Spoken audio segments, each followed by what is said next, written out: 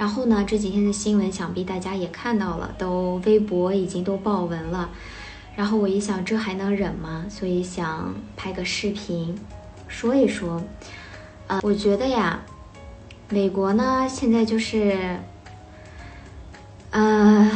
一会儿又拿新疆说事儿，反正就是看中国现在发展的太强，经济太强了，现在想要打压中国的市场。我的看法就是，我看到微博很多明星都终止了，就是国外很多品牌的一些合作，然后也表现了自己的态度。那么，我也想说一说，首先呢，我想告诉那些以为西方的媒体以为美国的媒体在关心新疆的朋友们，不要那么单纯。我觉得只有永远的利益。你以为人家在关心你，其实人家只关心自己的利益，只关心美国的发展。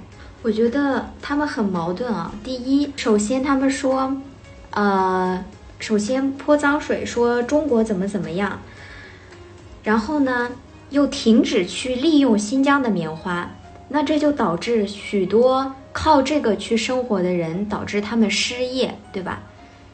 当然，我也有跟我的对象去聊过这个问题，我就想看看德国人对这件新闻有什么看法。那但凡有头脑，但凡受过教育的德国人都觉得这是美国的一个游戏，是一个幌子。然后我也看了外交部的回应，那美国当年自己实现这个奴隶制度，然后让黑人去干一些不是人干的事情的时候，他们可没有想过人权的问题，他们可没有想过自由的问题。所以我觉得那些真的以为在美国关心的人们呢，一定要醒一醒，人家根本不在乎你，人家只关心美国自己的发展，这只是他们在玩的一个游戏，就是看中国经济现在发展的太强了。首先我想说一下疫情吧，比较敏感的话题。疫情我们中国是第一个控制的最好的一个国家，然后现在欧洲到现在都是一个非常不稳定的状态。我生活在这里，我非常清楚到底这里是一个什么样的情况。那么中国的疫情恢复的最好，那么经济就可以非常正常的发展。那美国大家知道非常非常的乱，他们的疫情控制的怎么样，只有他们自己知道。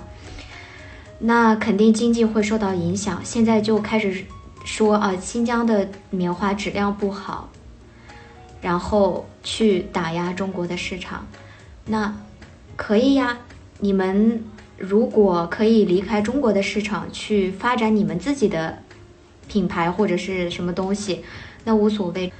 反正怎么说呢，我觉得在这个非常关键的时刻，我觉得我们一定要团结一心，一定不要被人利用，这个是一定要保持清醒的头脑。事情永远没有我们想的那么简单，我觉得这就是我的一个非常小小的感受吧。最后呢，我还是想说，其实无论就是这些人闹来闹去，一直在干涉中国的事情，我觉得最受伤害的还是普通的老百姓。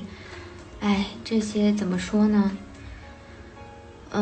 反正作为中国人，我觉得一切都要以国家的利益为出发，这就是我想说的。然后祝大家身体健康，